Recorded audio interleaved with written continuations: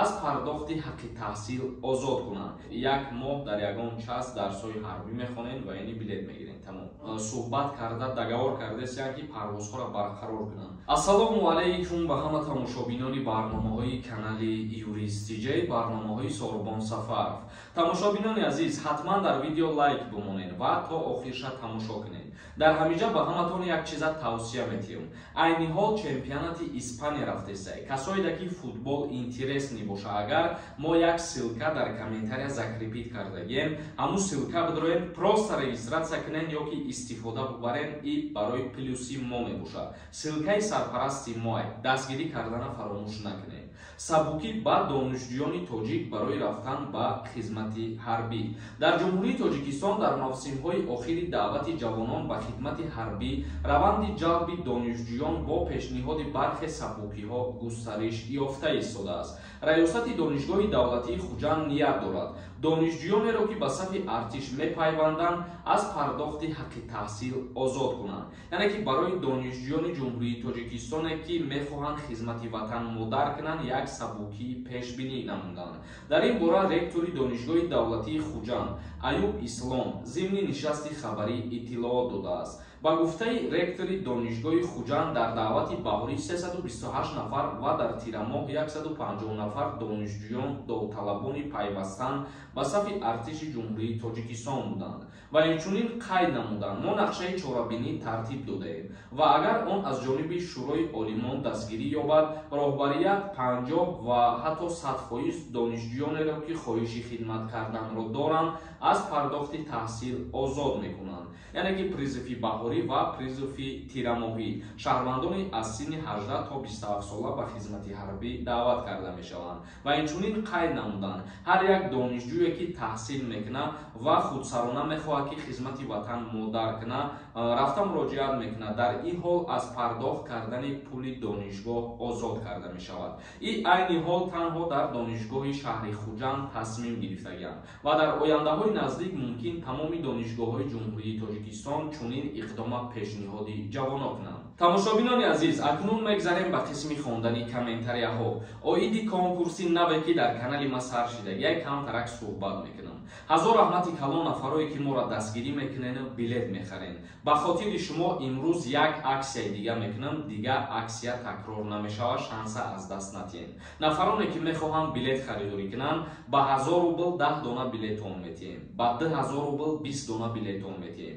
Номерои WhatsApp ки дар рӯи экран ҳаст, дар ҳамин номерои WhatsApp картаи Сбербанкам свизат кардагиед. Дар ҳамин карта сумтона мепартоед, дар ҳамин WhatsApp чектона равон мекунед. Аллакай дар муддати 4 рӯз қариб 60% билетора мо фурӯхтем. Ба ҳамин хотир ҳамаш аз шумо вобастагӣ дорад. Агар ҳамихе дастгирӣ кунен, билет бихарен, мо финала тезтар аниқ мекунем.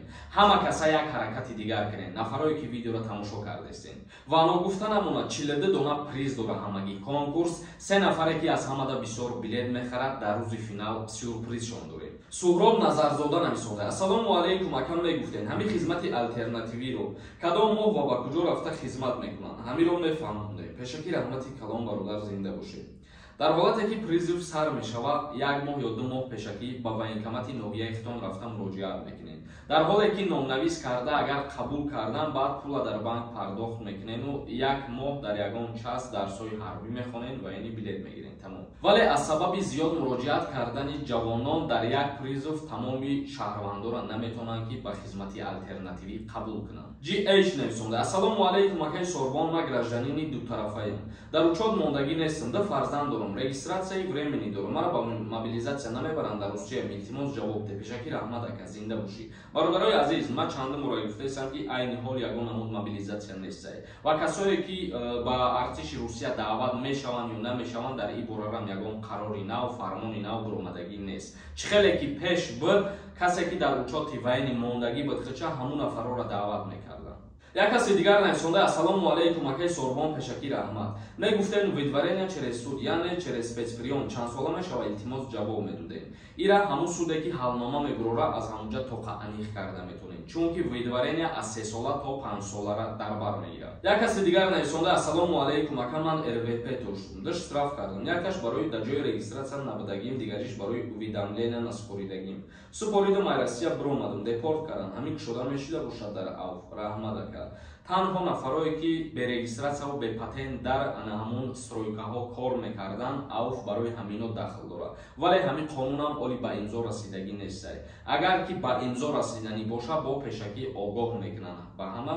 худо хоҳад баъд морам ба шумо мефаҳмонем. Ассалому алайкум акай сорбон бародар. Гражданини Тоҷикистон бо самолёт аз Россия ба шаҳри Бишкек рафтан метавонад ё ин ки не? Пешакӣ раҳмат. Айни ҳол ширкати ҳавопаймоии Somon Air аз Бишкек ба Ҷумҳурии Тоҷикистон суҳбат карда договор кардааст ки парвозҳоро барқарор кунанд, вале аз дигар шаҳрҳош мутаассифона намешавад ҳозираш дар вақтон медонем барои чӣ. Шодрӯз нависонда. Ассалому алайкум акама шаш моҳши дар Россия ба Тоҷикистон рам баъди як ҳафта гашта омада метавонем илтимос амира ҷавоб де. Пешакӣ раҳмат. Агар ки мигратсиони картат гости набошад баъди як рӯз ҳам метавонӣ ки обратно ба Россия сафар кунӣ. Як каси дигар нависонда. Ассалому алайкум, регистратсия мекунем продлит кардан дар кор? Не, мутаассифона мо ҳозирашда и условияҳора и услугаҳора надорем бародар. Одинаев нависонда. Ассалому алайкум акама студентам, регистратсиям бучидаги, акама бояд чӣ кор кунам дар мигратсионкам работа нависаги, ма бояд чӣ кор кунам ака кӯмак мекардем. Дар ҳолате ки ту студенти як бор граница мегзарӣ, аз сари нав ворид мешавӣ ва дар мигратсиони картат учоба ба қайд мегирӣ. Нафиса нависонда. 17 сола патент мумкин аст гирифтан. Дар қонунгузории Федератсияи Русия мутобиқи кодекси меҳнати Русия барои 17 сола патент додан иҷозат нест. Яъне ки патента касое гирифта метавонанд ки аллакай ба 18 расидагианд, ноболиға патент наметиҳанд. Як каси дигар нависонда. Якамара видварения карда буданд. Граница гузаштам, патент спорум мешавад. Тра чӣ хел видварения кардаанд? Мумкин тра ки штраф карда бошанд танҳо тамом. Ба хотире ки агар тра видварения мекарданд ба воситаи ҳалномаи суд да ту муҳлат медоданд ки аз Россия берун ро. Ва вақте ки та аз Россия берун мебиромадӣ, выезди ту маҳкам мешид. А ту ба фикрам ки ҳозир граница гузашти ва обратно вориди Россия шидагӣ, запрет на выезд нести, метавонӣ патент кунӣ. тамошобинони азиз, ба ҳамин видеои имрӯзара ҷамъбаҳс мекунем то барномаҳои оянда. Худованд ҳамаи мо бо шуморо нигаҳбон бошад.